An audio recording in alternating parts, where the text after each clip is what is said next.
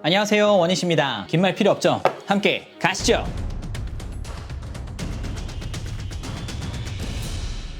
여기 화살표 방향이 이제 이쪽에 제가 있는데 내가 당신 겁니다 이렇게 써 있죠. 바로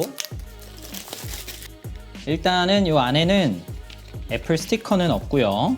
오, 호호호호호호. 이번에 이제 에어팟 프로는 인이어 방식으로 출시가 되었는데요. 보시는 것처럼 USB Type-C 그리고 라이트닝, 이번에 아이폰에도 이 USB-C to 라이트닝 케이블이 들어갔죠. 그것에 맞추어서 똑같은 케이블 하나가 들어있고요. 여분에 이어팁이 이렇게 들어있어요. 아래쪽에는 L이라고 해서 럭셔리 사이즈, 위에는 S라고 해서 삼성 사이즈, 밑에는 라지 사이즈고요. 위에는 스몰 사이즈 두 개의 이어팁이 있고요. 오, 호호호호. 미디움 사이즈가 이 안에 이게 뭐라고 이게 감탄이 나오지?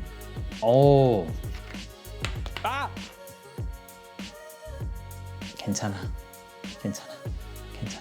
첫인상은 생각보다 굉장히 귀엽고, 일단 이 케이스를 보시면은 솔직히 가로로 긴 게 익숙하지가 않아요. 대부분의 사람들이 이제 이 에어팟에 적응이 됐기 때문에 이 세로 형태에 굉장히 익숙해져 있는데, 가로로 긴 모양은 뭔가 익숙하지 않은 그런 느낌이 듭니다. 이렇게 옆으로 돌리면은 커졌다는 느낌이 들지 않을 정도로 비슷해 보이는 느낌도 있고요.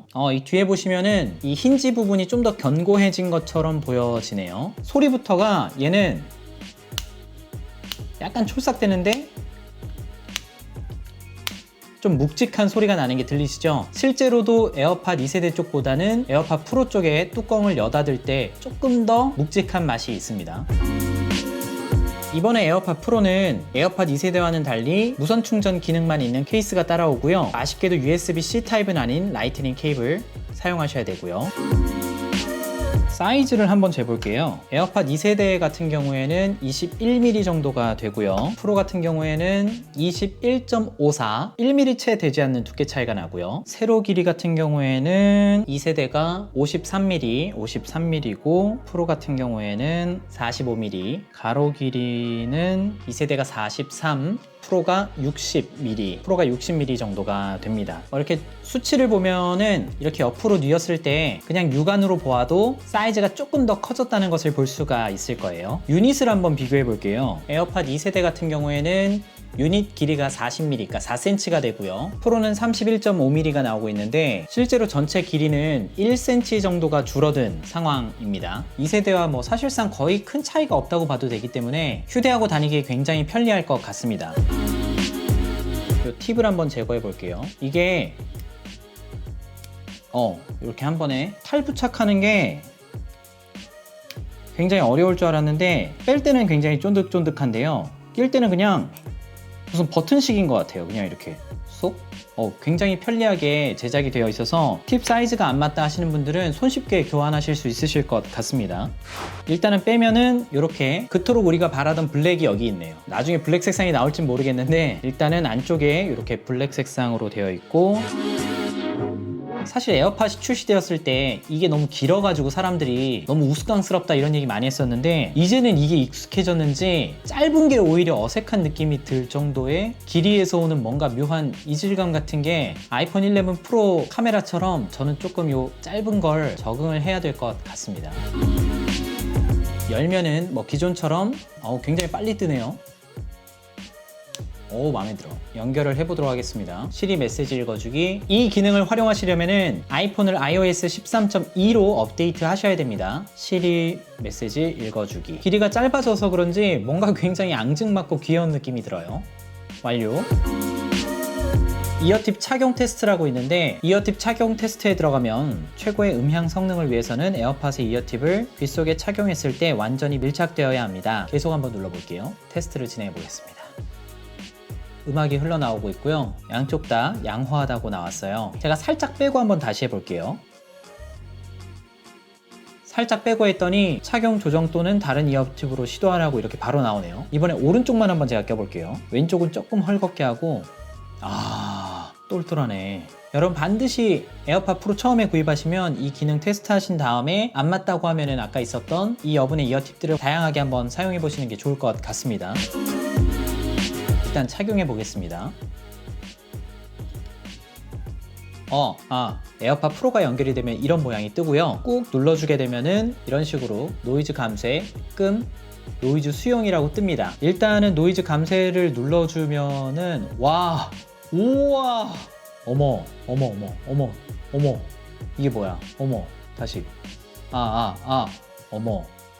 와, 이렇게 잘 될 줄 몰랐는데, 제가 지금 이 노이즈 감쇄를 눌렀는데 약간 어떤 느낌이 드냐면요, 산에 올라가서 아무리 귀를 이렇게 뚫고 싶어도 하품도 해보고 막 침도 삼켜보고 해도 안 되는 그 먹먹한 느낌 있죠. 제 목소리가 그렇게 들려요. 끔을 누르면 그냥 일반적으로 인이어 이어폰 꼈을 때의 그 적당한 차음성, 그리고 노이즈 수용을 누르면 노이즈, 어머 얘네 왜 이래? 제가 사실 노이즈 감쇄까지는 노이즈 캔슬링 헤드폰들을 사용해 본 적이 많진 않은데 조금 있어서 그렇게 막 익숙하지 않은 느낌은 아닌데, 이 노이즈 수용은 어머 내가 내 귀에다가 내 목소리를 때려박는 느낌. 그 래퍼들이 그러잖아요. 비트를 네 귀에 때려박아 막 이러잖아요. 지금 제 목소리를 제 귀에다 때려박는 그런 느낌이 들어요. 와, 지금 저 음악도 안 들었거든요. 근데 32만 9천 원이 납득되는 그런 느낌이 들어요. 근데 여기서 음악을 들어보면 어떨지 제가 한번 잠깐 들어보겠습니다. 제가 지금 다른 스피커에다가 음악을 틀어놓고 제가 음악을 한번 들어볼게요. 자, 일단은 굉장히 늘 듣던 정도의 느낌이 드는데, 그냥 인이어 꼈을 때 들리는 그 외부 소리가 들리고요. 노이즈 수용을 눌러주면 지금 밖에서 들리고 있는 음악이랑 제 목소리랑 전부 다 제 귀에다 비트를 때려박듯이 그냥 들리는 그런 느낌이 들어요. 다시 꺼주면 그냥 일반 정도의 차음성. 노이즈 감쇄 한번 눌러보겠습니다. 왜 잘 들리지? 제가 지금 카페 소음을 좀 틀어놓았는데요. 다시 한번 좀 들어볼게요. 아까 음악을 틀었을 때에는 뭔가 그렇게 큰 차이가 없는 것처럼 들렸지 왜? 다시 한번 노이즈 수용하면 완전 시끄러워요. 지금 카페 한가운데 있는 것 같은 그런 소리가 들리고, 끔을 누르면 그냥 일반적인 파워비치 프로 꼈을 때 정도의 느낌. 여러분, 끝입니다. 끝. 이렇게 잘 될 줄 몰랐는데. 와, 여러분 진짜 기가 막힙니다.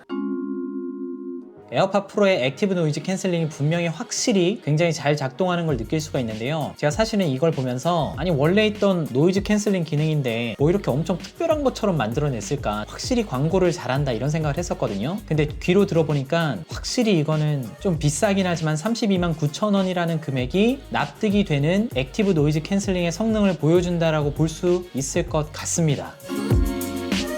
만약에 일반 에어팟으로 에어팟 프로의 노이즈 캔슬링을 경험하고 싶다면 좀 말도 안 되지만 한 가지 방법이 있습니다. 귀를 이렇게 한번 접어보세요. 이런 식으로 접으면은 거의 노이즈 캔슬링이랑 비슷해요. 이러면은 8만 원 아낄 수 있어요. 한 번 누르면 음악 재생, 일시 정지 또는 전화 받기, 두 번 누르면 앞으로 건너뛰기, 세 번 누르면 뒤로 건너뛰기, 길게 누르면 노이즈 캔슬링과 주변음 허용, 그리고 물론 H1 칩이 똑같이 들어가 있기 때문에 시리아를 불러서 사용할 수가 있습니다. 자, 이번에 보시면은 땀과 습기에 강한 생활 방수 디자인이라고 해서 IPX4 등급이 들어갔다고 되어 있는데요. 말 그대로 이 기능은 생활 방수입니다. 수영을 하실 때 사용하신다든지 하시면 안 되고요. 얘가 세탁기에 들어가는 일이 없도록 늘 호주머니 점검 잘 하시고요. 제가 한번 2세대를 돌려버린 적이 있어서.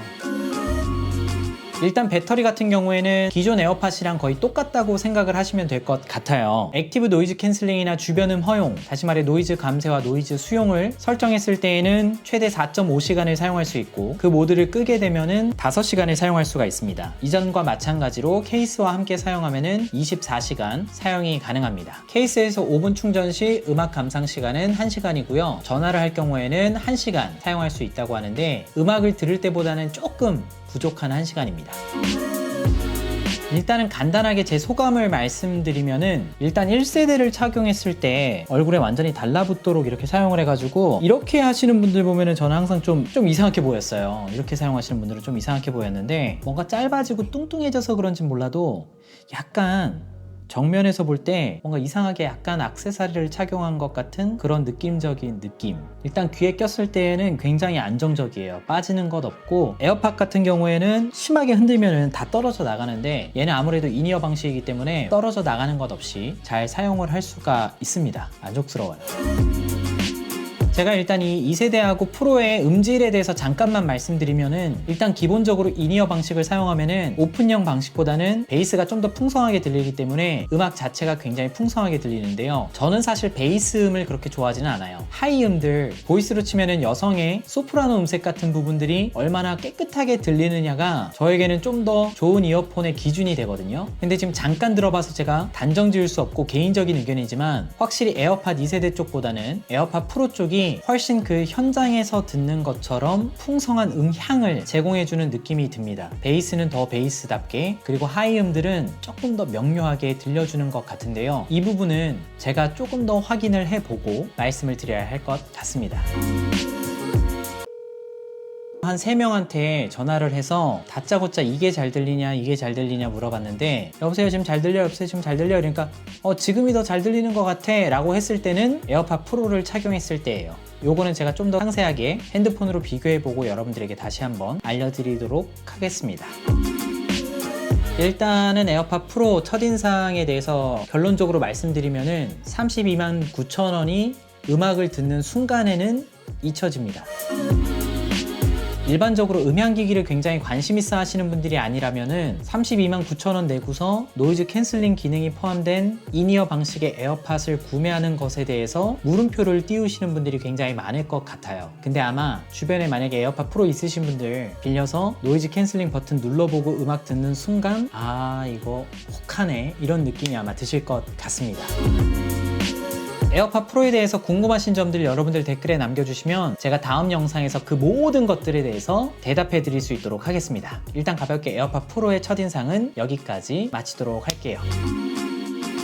댓글에 이메일 주소를 남겨주시면 2분을 추첨해서 여러분들이 평소에 받고 싶었던 앱을 선물로 보내드리겠습니다. 추첨은 11월 14일에 하도록 할게요. 영상은 여기까지고요. 함께 해주셔서 감사합니다. 그럼 모두 행복하세요.